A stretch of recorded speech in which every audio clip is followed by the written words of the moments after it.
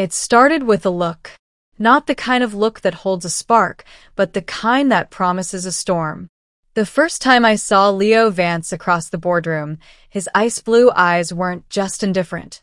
They were a weapon. They carved me open, assessed my worth, and found it lacking, all in the span of a heartbeat.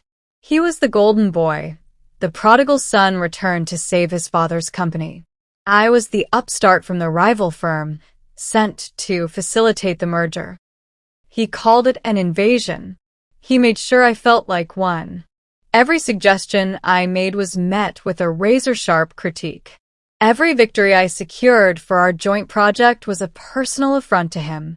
Our arguments were legendary, silent battles waged in conference rooms, with only the hum of the air conditioner as our witness. He hated me with a quiet, terrifying intensity that felt personal, ancient, as if I'd wronged him in a past life and he'd come to collect the debt. I told myself I hated him back. It was easier than admitting the truth, that the heat of his contempt was the only thing that made me feel truly alive.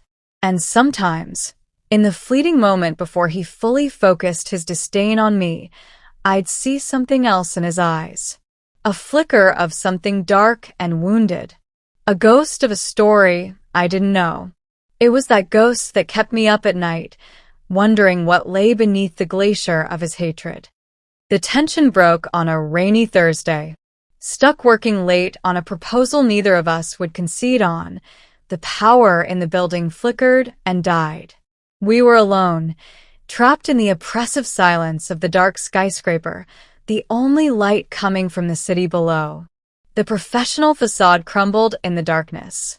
Without the boardroom table between us, we were just two people. You don't have to fill every silence with the sound of your ambition, you know. His voice cut through the dark, softer than usual. And you don't have to treat kindness like a weakness. I shot back, my voice trembling more than I wanted it to. He was suddenly closer. I could feel the heat of him, smell the faint scent of his cologne. You think this is about kindness? He whispered, his voice raw. You have no idea what this is about. Then tell me. I challenged, my heart hammering against my ribs. Why do you look at me like I'm the one who ruined your life? He let out a harsh, bitter laugh. Because you are. And then he was gone, retreating back into the shadows, leaving me more confused and unsettled than ever. His words echoed in the empty space. I ruined his life.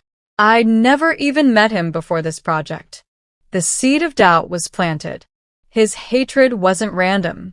It was a targeted missile, and I was the bullseye for a reason I couldn't fathom. I started digging. It was unprofessional, probably unethical, but the need to understand was a physical ache. I went through old company records, newspaper archives, anything I could find. I found nothing about me, of course, but I found a story. A story about Leo's father, Arthur Vance, and a business deal that went catastrophically wrong a decade ago. A deal that involved my mentor, the man who had given me my first big break. The article was vague, but it mentioned a betrayal, a lost fortune, and a family nearly destroyed. The pieces clicked into a terrifying, incomplete picture. Leo didn't hate me. He hated my name, my company, the legacy I represented. He saw my face and saw the ghost of the man who had, in his eyes, shattered his family. The next day, I confronted him, not with anger, but with a quiet statement. It was about your father, wasn't it? The deal with Charles. The change in him was instantaneous. The icy wall shattered, revealing pure, unadulterated fury. He backed me against a wall, his hands gripping my arms, not to hurt me, but to hold himself up. Don't you dare speak about that, he growled, his face inches from mine. You have no right. I didn't know. I breathed, my eyes locked on his. I was a kid. The fury in his eyes fractured, and for the first time, I saw the pain. The real, agonizing pain of a son who had watched his hero fall. His gaze dropped to my lips. The air crackled, thick with a decade of shared history we never lived, and a present that was suddenly, terrifyingly intimate. He released me as if burned. "Stay out of my past," he whispered, and walked away. But the look in his eyes had changed. The pure hatred was gone, replaced by a turbulent, confusing storm of anger, grief, and something else, something that looked dangerously like desire. The dynamic between us shifted into a bewildering dance.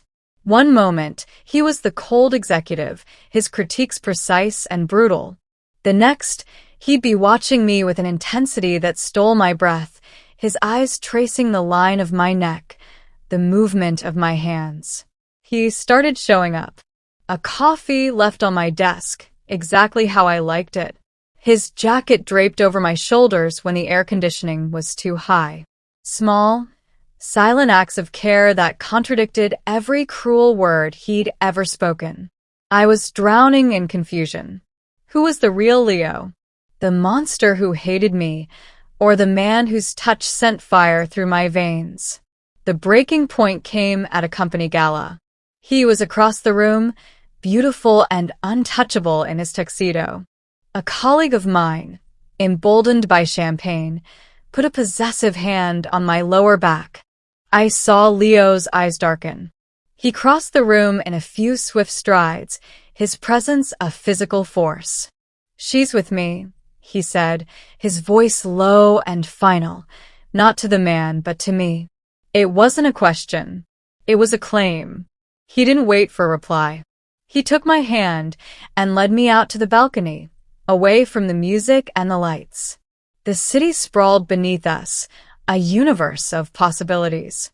"I can't do this anymore," he said, his voice ragged. "This war with you." "Then stop fighting," I whispered.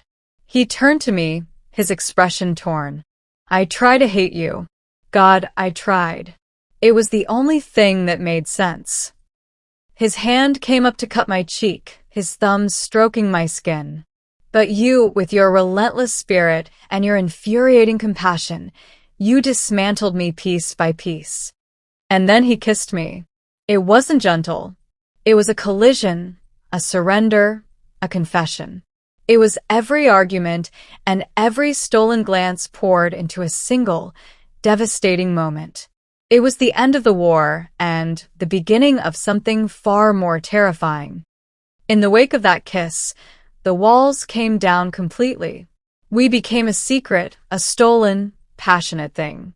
His touch was an apology for every harsh word, his love a language more fluent than our hatred had ever been. He loved me harder, more fiercely than anyone ever had, as if trying to overwrite the memory of his own cruelty. But the past was a ghost that wouldn't rest. One night, curled together in his penthouse, he finally told me the whole story. His voice was flat, detached, as he recounted how my mentor, Charles, had orchestrated a takeover that deliberately ruined his father, driving the proud man into a depression from which he never fully recovered. "He used my father's trust against him," Leo said, staring into the fire. "I was 17. I watched my father break. I swore I would never let anyone from that world, anyone connected to Charles, near me or my family's company again." My blood ran cold. Leo. Charles isn't just my mentor. I took a shaky breath, the final piece of the puzzle clicking into a horrifying place. He's my father.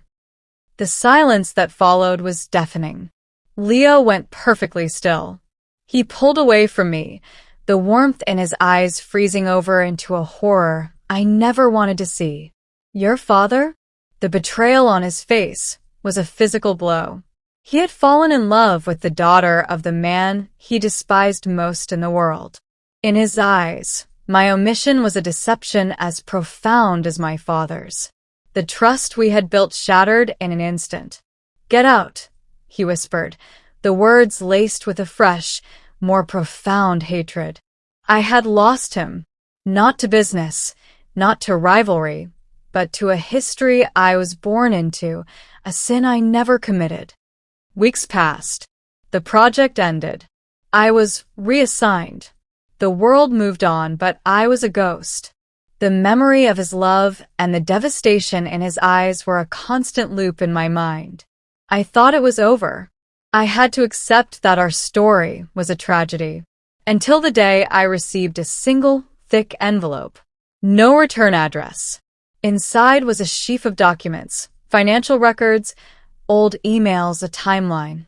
It was a dossier, meticulously compiled, that proved my father's actions were even more calculated and cruel than Leo had known.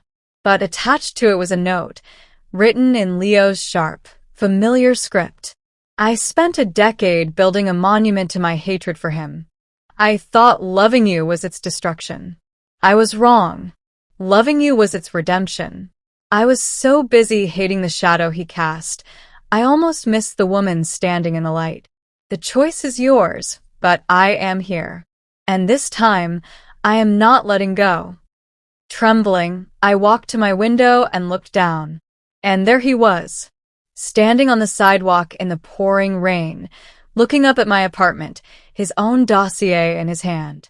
He wasn't hiding. He was exposed, vulnerable, laying his entire truth at my feet. I ran. Down the stairs, through the lobby, and out into the rain. I stopped a few feet from him, soaked and breathless. "You hated me first," I said, my voice choked with tears and rain. He stepped forward, his hands framing my face, his forehead resting against mine. "And I will love you harder," he vowed, his voice fierce and sure. "For the rest of my life, if you'll let me. Not in spite of our past, but because of it. It brought me to you." He kissed me then in the rain for the whole world to see. It wasn't an end, but a beginning. Our foundation wasn't built on sand, but on the rubble of everything we had broken to find each other. And it was unshakable. Subscribe for more stories where love walks the razor's edge between vengeance and obsession.